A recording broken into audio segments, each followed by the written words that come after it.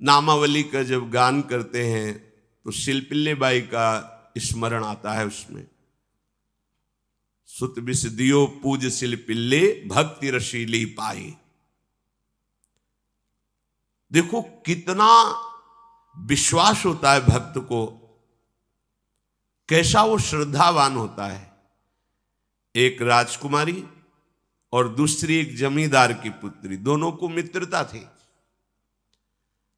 एक दिन राजा के यहां भगवत प्रेमी महात्मा आए।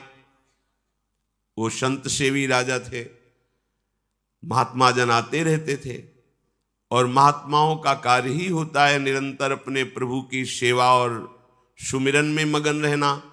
सेवा सुमिरन ये बहुत बड़ी सामर्थ्य है। अगर हम हर समय सेवा और सुमिरन में रहें तो कभी कोई माया प्रपंच हमें परास्त नहीं कर सकता। जहां हम सेवा सुमिरन से अलग हुए वहीं माया का प्रभाव पड़ता है। भगवान का शालिग्राम स्वरूप उनके पास था, खूब भाव से सेवा कर रहे थे और नवीन अवस्था की कोमल हृदय वाली ये दोनों सखियां देख रही थी। इनके मन में आया ऐसे हम भी ठाकुर सेवा करेंगे। देखने से सुनने से हमारे हृदय में प्रभाव पड़ता है। गंदी बातें देखेंगे, गंदी बातें सुनेंगे, उसी का चिंतन होगा, हृदय गंदे आचरणों की प्रेरणा वाला बन जाएगा।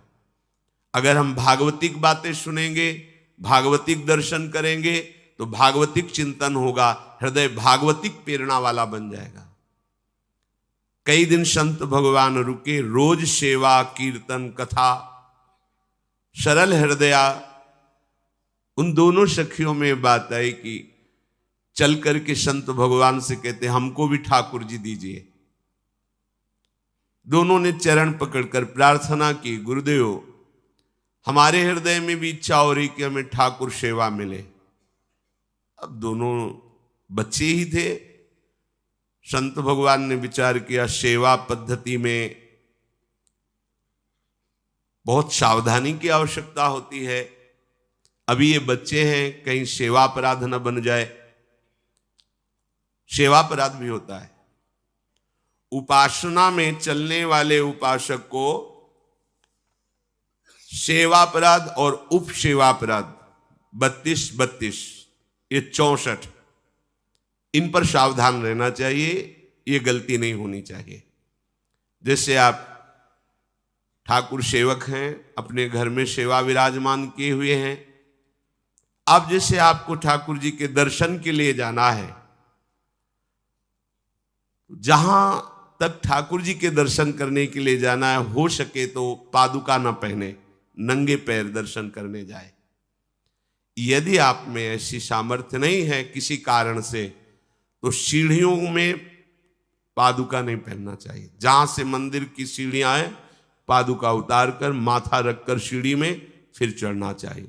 खड़ाओं या पादुका पहन करके श्री विग्रह के दर्शन करने के लिए जाने में फिर अपराध लगता है। अरे अपने मालिक के दर्शन करने जा रहे हैं, स्वामी के दर्शन करने जा रहे हैं, प्रभु के दर्शन करने जा रहे हैं, तो अपनी कुटिया से और मंदिर तक नंगे पैर जाना चाहिए। ये भावना रखनी चाहिए। भरत जी जा रहे हैं प्रभु के दर्शन करने के लिए, अयोध्या से पैदल ही चले थे, तो सुकुमार चरणारविंद तो बड़े बड़े फफोके छाले पड़ गए थे। वशिष्ठ जी ने देखा, सबने मिलकर भरत जी से कहा पालकी पे बैठ जाइए। तो उन्होंने कहा हाँ, मेरे प्रभु यहां नंगे पैर चले हैं और मैं पालकी पे बैठ जाऊं? उचित तो यह है कि अपने प्रभु के दर्शन के लिए मैं जा रहा हूं, तो जहां जहां प्रभु के चरण पड़े वहां मेरा शीश पड़े, अर्थात सिर भर जाऊं। उचित मोरा सबते सेवक धर्म कठोरा। यहां मैं सर के बल चल के जाऊं पर असमर्थ हूं।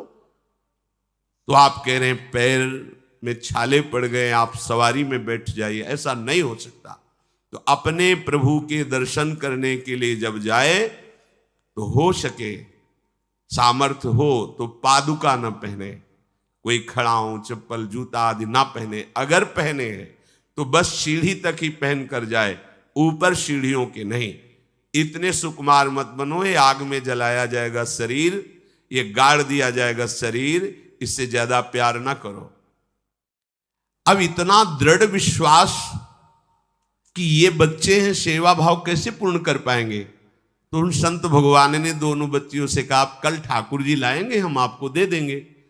तो गांव में घूमे तो आसपास गोले गोले से पत्थर मिले, पत्थर लाए 2 और कहा कि ये लो तुम्हारे ठाकुर जी हैं। दोनों को दिया। देखो गुरु वचनों पर और गुरु प्रदत्त सेवा वस्तु पर कितना भाव होना चाहिए। उन्होंने दृढ़ विश्वास किया कि मुझे भगवान गुरुदेव ने दिया, ये भगवान है मेरे। दोनों ने अपने हृदय से लगाया। अब एक जमींदार की पुत्री थी, एक राजकुमारी, स्वर्ण के सिंहासन में, और उनका नाम रखा शिलपिल्ले ठाकुर।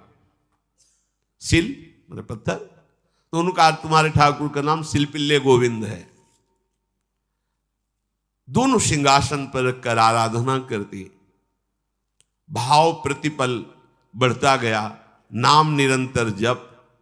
गुरु प्रदत्त ठाकुर पर विशेष चमत्कार हृदय में प्रकट होता है यदि उन्हीं की नियमावली से चलो। अपने मन से बाजार से खरीद लाए, विराजमान किए हैं, कभी सेवा की कभी नहीं की, वो भी अच्छा है, कम से कम भागवतिक भाव तो है। लेकिन सिद्धि जो प्राप्त होती है वो गुरु कृपा से, गुरु प्रदत्त ठाकुर से। जैसे धन्ना जी को भांग के बट्टे में ठाकुर जी प्रकाशित हो गए, गुरु प्रदत्त।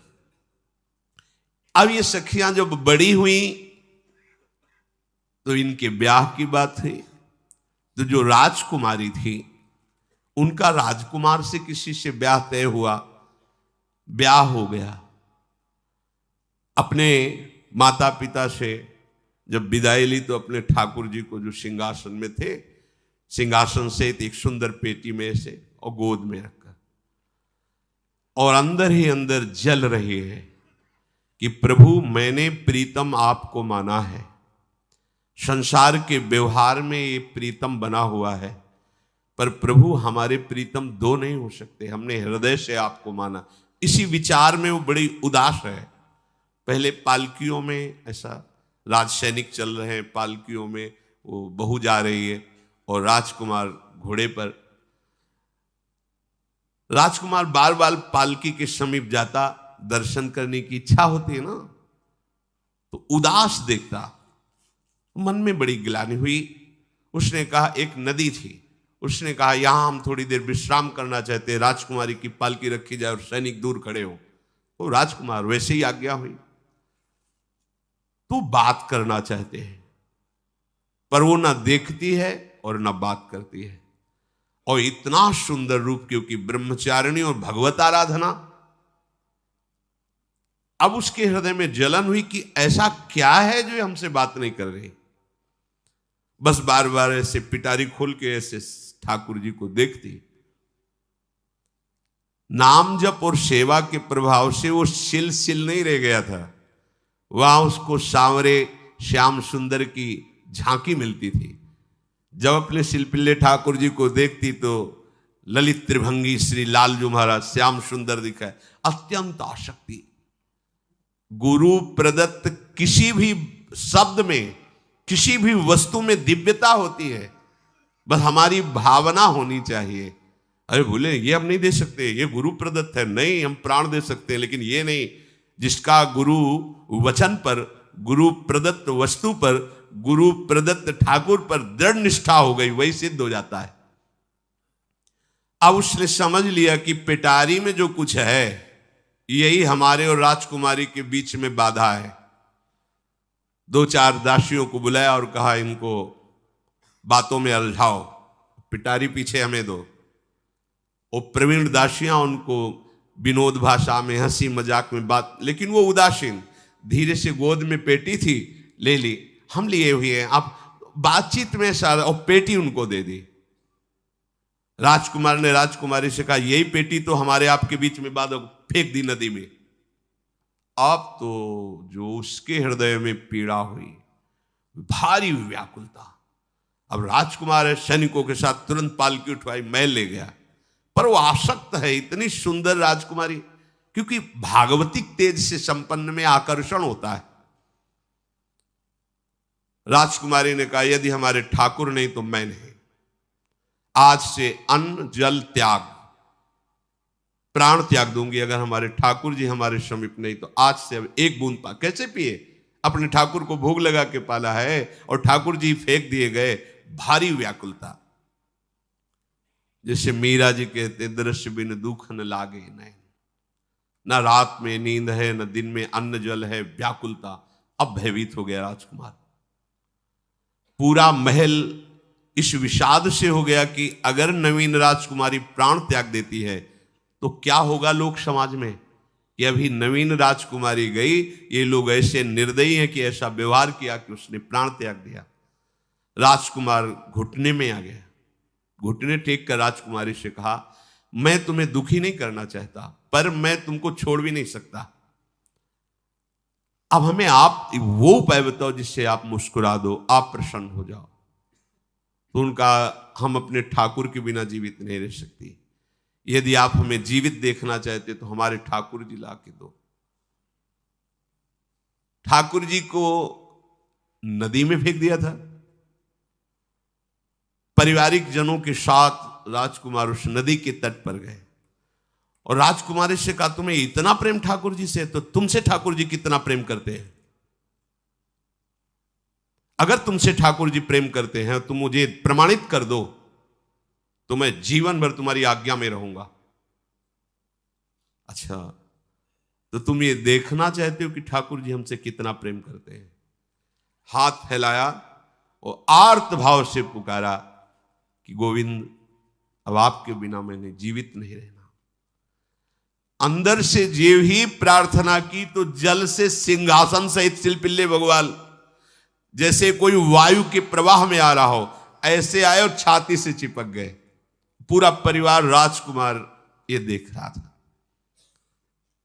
हृदय से ठाकुर जी चिपक, जीवन भर के लिए दासत्व स्वीकार कर लिया और कहा, जैसी आप आज्ञा करोगे। जैसे मीरा जी, जब राणा जी से ब्याह हुआ तो प्रथम मिलन की रात में मीरा जी ने कहा, सावधान, तुम हमारे पति नहीं हो, मेरा सुहाग गिरधर से है, श्याम सुंदर ही मेरे पति हैं।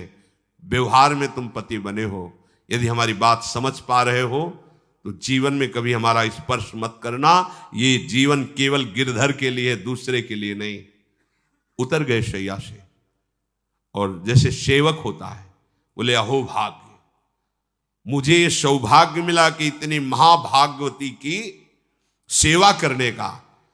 एकांत में मैं सदैव तुम्हारे शिष्य की तरह बर्ताव करूंगा, पर समाज में तुम्हें बहू की तरह बर्ताव करना होगा, नहीं तो लोग जीने नहीं देंगे। समाज में पत्नी की तरह और एकांत में गुरु शिष्य के। तुम हमारी गुरु होगी और हमसे ऐसा ही बर्ताव राणा जी ने, ऐसा ही उस राजकुमार ने दी। हमारी भागवतिक निष्ठा ऐसी होनी चाहिए कि जो गुरु जी ने मंत्र दिया है, जो गुरु जी ने उपासना दी है, उसमें दृढ़ विश्वास होना चाहिए। हमारे अंदर किंचन मात्र फिसलाव नहीं होना चाहिए। और आ गए जो महामहिम सूत्र है, जब तक हमारा मन प्रभु में समर्पित ना हो जाए तब तक पाप होने की संभावना होती है। बड़े बड़ों से चूक हो जाती है। इसमें यह नहीं कहा जा सकता कि हम इतने वर्ष से साधन में लगे, हमसे चूक नहीं होगी, ये तो भूल जाना। बड़े बड़ों से चूक करवा देना माया का कार्य होता है, पर जिनका मन प्रभु को समर्पित हो गया है उनसे चूक नहीं हो सकती। इसलिए जो अगला सूत्र वर्णन किया कि जितने भी पापाचरण होते हैं वो सब मेरे से होते हैं, ऐसा उपासक दृढ़ निश्चय करे। ऐसा नहीं कि पापाचरण भगवान से, भगवान करा रहे हैं। जिन लोगों का एक प्रश्न होता है कि जब सब कुछ भगवान करा रहे हैं, भगवान की इच्छा के बिना पत्ता भी नहीं हिलता, तो जो हम पापाचरण, गलत आचरण, वो भी तो भगवान ही करा रहे हैं। इस विषय को समझना है। आज के समाज का जो मानसिक स्तर है, जब हम त्याग की बात करते हैं कि गंदे आचरण नहीं करने चाहिए, तो जो समझाया जाता है और जो समझ है आज की आधुनिक, वो ये समझ है कुछ ऐसे जनों ने ये निर्धारित भी किया है कि बहुत भोग कर लेने पर फिर समाधि की प्राप्ति होती है। अगर ऐसा होता तो लाखों लोग समाधि को प्राप्त होते, लाखों लोग बिना साधना के। क्यों? बचपन से लेकर के पूरे जीवन तक भोग ही भोग रहे, सब समाधि में पहुंच जाते। प्रायः सबके दिमाग में बात बैठी है कि अगर हम भोग ले तो हम मन को समझा सकते हैं, लेकिन आप बात अनुभव की समझ लीजिए कि आप भोगने के लिए जो ही गए तो मन के गुलाम बन करके गया, वो कभी तुम्हें मुक्त होने का अवसर नहीं देगा। और आज तक किसी ने भी ऐसा नहीं कहा भोग भोगने के बाद कि आज के बाद मैं प्रण करता हूं, मैंने जान लिया कि इसमें सुख नहीं है, आज के बाद कभी भोग नहीं भोगूंगा। कभी किसी ने नहीं कहा। सबको इस दलदल में गिरने के बाद सदगुरु या भगवान ने ही निकाला है, स्वयं आज तक कोई निकल नहीं पाया, कोई नहीं निकल पाया। ये ऐसा दलदल है। पर लोगों की भ्रांति रहती है कि ये जो मेरा मन जिन भोगों के लिए लालायित हो रहा है, उन भोगों को खूब भोगूं, फिर बाद में अनुभव जब हो जाएगा तब हम इनका त्याग करके फिर भजन मार्ग में चलेंगे। जो भजन मार्ग में चलते हैं उनके मन में भी लगा रहता है कि अगर एक बार भोग लूं तो मन को समझा तो सकता हूं। यह है आधुनिक सोच, यह है हमारे मानसिक सोच का स्तर। सब लोग देख लीजिए। अब भागवतिक सोच और शास्त्र सिद्धांत का जो मत है वो ये है, ये डंके की चोट से गाया गया है और इसी मार्ग में चल करके समाधि को प्राप्त हुए महापुरुष। एक भी कोई ऐसा समाधिस्थ महापुरुष बता दिया जाए विश्व में जिसने भोगों के भोगने के बाद समाधि को प्राप्त हुआ हो। जैसे हम भोजन कर लेते हैं तो लगता है अब कुछ नहीं, लेकिन 6 घंटे व्यतीत होते होते पर्चा बन जाएगा कि ये चीज फिर चाहिए खाने को। ऐसे ही कोई भोग भोगने के बाद कुछ क्षण के लिए उससे विरति हो जाती है, ठीक है, लेकिन फिर कुछ मिनट होने के बाद फिर नई स्फुरना, नया संकल्प, नई क्रिया, नई भोग वासना सब हृदय में देख लो। इसके लिए किसी और से सलाह लेने की जरूरत नहीं। इसलिए ये जो संतों का मत है, शास्त्र का मत है कि भोगों के भोगने से भोग वासना दृढ़ होती है, कामना बढ़ती है, ना कि शांति मिलती है। लेकिन आधुनिकता में भोगों को भोगने से शांति मिलती है, ऐसी धारणा बनी हुई है और ये गलत है। और ये इतनी गलत हो जाती है कि हम हत्या करने लगते हैं, हिंसा करने लगते हैं, पूज्य जनों के साथ दुर्व्यवहार करने लगते हैं। आज तक भोगों में इति नहीं हुई। देवयानी जी भगवान शुक्राचार्य जी की पुत्री हैं। वो इतनी सुंदर हैं कि कोई अप्सरा भी उनसे होड़ नहीं कर सकती, क्योंकि भगवान शुक्राचार्य की पुत्री जितेंद्री, पवित्र, भगवद आराधन संपन्न। बड़ा प्रसंग है, उसको ना लेते हुए हम सारांश में बता रहे। वृषपर्वा की पुत्री शर्मिष्ठा, ये असुर राजकुमारी हैं। दैत्यराज वृषपर्वा, उनकी पुत्री शर्मिष्ठा, और दैत्य गुरु भगवान शुक्राचार्य, उनकी पुत्री देवयानी बड़े समाज के साथ जंगल में गई हुई थी। एक बड़ा दिव्य सरोवर था, तुलसी में सब राजकुमारियां स्नान कर रही थी। अचानक वहां से कोई महात्मा निकले तो जल्दी में सबने वस्त्र धारण किए। तो शर्मिष्ठा के वस्त्र देवयानी ने और देवयानी के वस्त्र शर्मिष्ठा, वो महात्मा निकल गए। वहां कोई उनको टिकना तो था नहीं।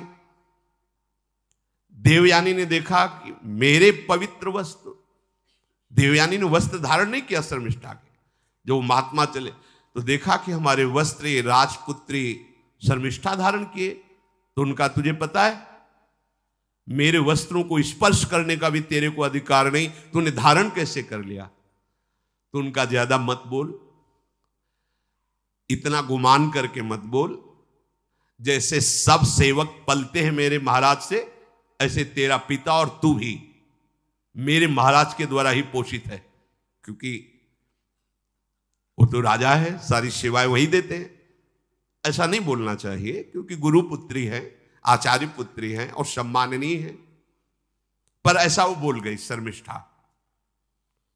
देवयानी ने कहा तुझे पता है अगर मेरे पिता की दृष्टि बदल जाए तो 2 मिनट में देवता तेरे पिता सहित संपूर्ण राज्य को नष्ट कर देंगे।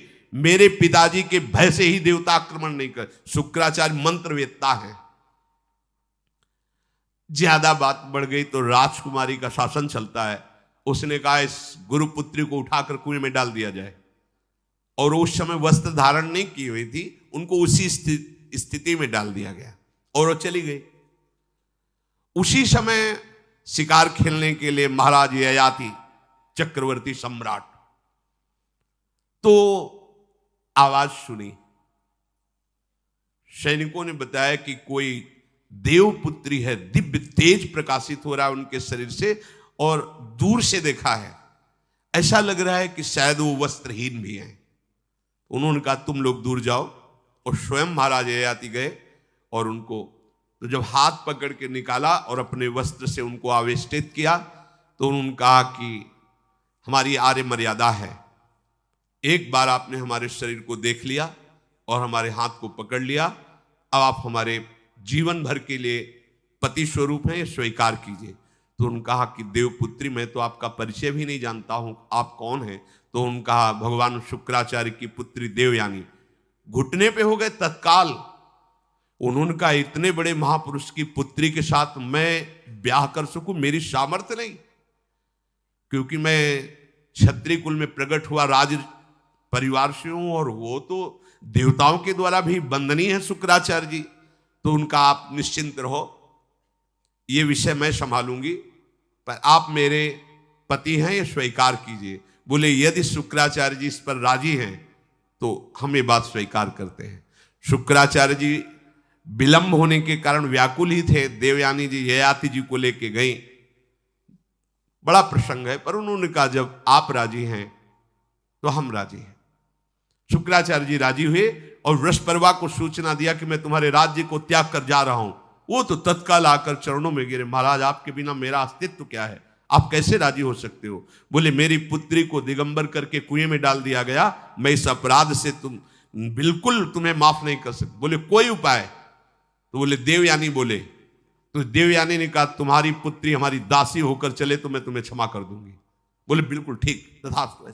पूरे राज्य की रक्षा के लिए राजकुमारी शर्मिष्ठा को देवयानी की दासी भाव में अब महाराज ययाति के महल पे पहुंचे।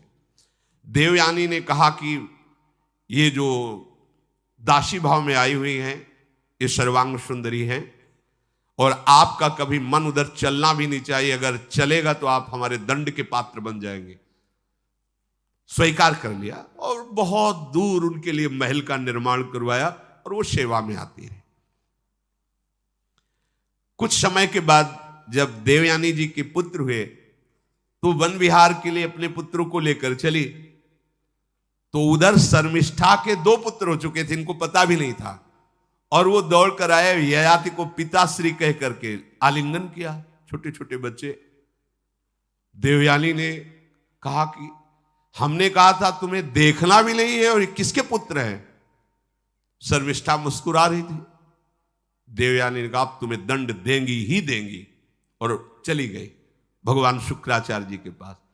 ययाति भयभीत होकर के गए और शुक्राचार्य से प्रार्थना करे क्षमा कीजिए मुझसे गलती हो गई। और शर्मिष्ठा से ऐसे नहीं मिले।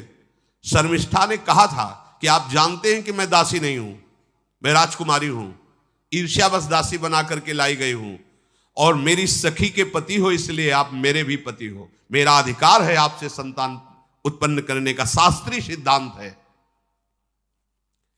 शुक्राचार्य जी ने कहा कि जो देवयानी कहेंगी वही हम मानेंगे, क्योंकि मेरी पुत्री है। क्या चाहती हो? तो बोले पुरुषत्व से इनको हीन कर दो। गुस्सा में आके शुक्राचार्य जी ने कहा तथास्तु। उसी समय महाराज ययाति पुरुषत्व से हीन हो गए और वृद्धावस्था छा गई शरीर में। अब ययाति ने कहा, अब सुखी रहोगे तुम? तब देवयानी को भी होश आया कि ये तो क्या हमने अपना ही सर्वनाश कर लिया। कहा, पिताजी अब इसका सुधार कैसे होगा? तो बोले, जो पुत्र अपनी यौवन अवस्था दे देगा वही यौवन अवस्था इनके ऊपर आ जाएगी, वृद्धावस्था उसके पास चली जाएगी। महाराज ययाति ने अपने बड़े पुत्र यदु जी से कहा, तो उन्होंने कहा, इसका प्रयोग कहां होगा? मां के साथ? कदापि नहीं। मेरी यौवन अवस्था का प्रयोग मेरी मां के साथ कदापि नहीं, क्योंकि वो बड़े ज्ञानी महात्मा, इन्हीं के वंश में भगवान श्री कृष्ण का प्रादुर्भाव हुआ, इसलिए यदुवंशी कहे गए। सबसे छोटे, शायद उनका नाम पुरु, ऐसा कुछ, उन्होंने कहा, यह जीवन पिता का दिया हुआ है, इस पर पूरा अधिकार है, आप स्वीकार कीजिए। तत्काल वो वृद्ध हो गए, वो जवान हो गए। कई हजार वर्ष तक उन्होंने अपने पुत्र की आयु का विषयों में सेवन किया। फिर उनके मन में एक दिन बहुत घृणा हुई, धिक्कार है मेरे जीवन को और धिक्कार है इस भोगा शक्ति को। अपनी आयु तो गंवा ही दी, अपने पुत्र की भी आयु गंवा दी, फिर भी वैसे ही भोग वासना। तो उन्होंने सबको शिक्षा देने के लिए बात कही, यत् पृथिव्यां व्रीहि यवम हिरण्यम पशवः स्त्रियः न दुह्यन्ति मनः प्रीतिम पुंसः कामः तस्यते न जातु कामः कामानाम् उपभोगेन साम्यति हविषा कृष्णवर्तमेव भूय एवाभिवर्धते यदा न कुरुते भावं सर्वभूतेष्वमङ्गलं